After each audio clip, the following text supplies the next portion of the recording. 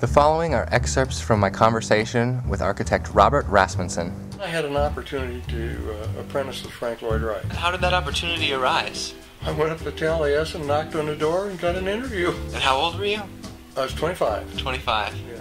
Well, I was there 1 year, latter part of 1956, and then virtually all of 57. Best year of my life. What kind of experiences did you have? Mr. Wright was a wonderful person. He treated me really nice, and so did Mrs. Wright.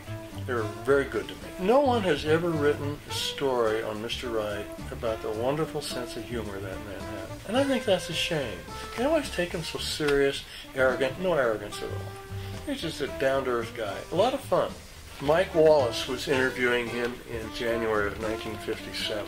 This is live television. Yeah. He started asking about his love life and all this kind of stuff, which Wright was kind of notorious for. Right. Wright said, "You know, Mike, at my age, I'm no longer interested in the upper regions of the American women's pantaloons." And he gets up and walks out.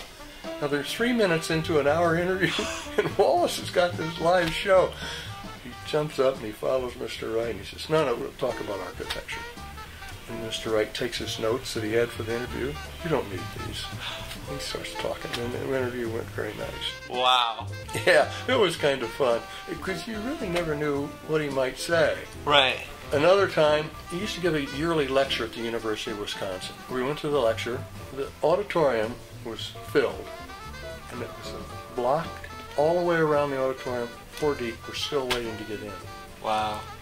And Mr. Wright, he talks for about 20 minutes, no notes or nothing, just off the top of his head about what he wanted to talk about, and walks off the stage. And he gets about halfway off, and the moderator come out, said, "Mr. Wright, you had agreed to answer questions after the lecture." And he said, "Oh, okay." And he walks back to the podium, and some student asks the question. Mr. Wright says, "Young man, where in the hell were you during the lecture?" That's the end of it. There were no more questions. The perfect put down. He was so good at that. And the rest of the student body just stood up and laughed and applauded. We were building a performing arts pavilion at Taliesin West in Scottsdale. And we had these big truss bents that we're lifting up. They were 8 feet on center. We'd hoist them up with block and tackle. We had about 3 of them up. And usually every day we'd stop at 4 o'clock and have tea and cookies or something. And everybody would just kind of get together. And it was really nice. Yeah. I happened to be walking up, and Mr. Wright walked out of the drafting room. And I said, "You know, Mr. Wright, it already looks pretty good." He says, "Rasmussen, what the hell did you expect?" I said, "Boy, I walked into that one, didn't I?" And he just laughed. So those were the things I think that somebody that has a full history should have really written about it, because some of the senior apprentices that have been there encounter that from time to time. Yeah.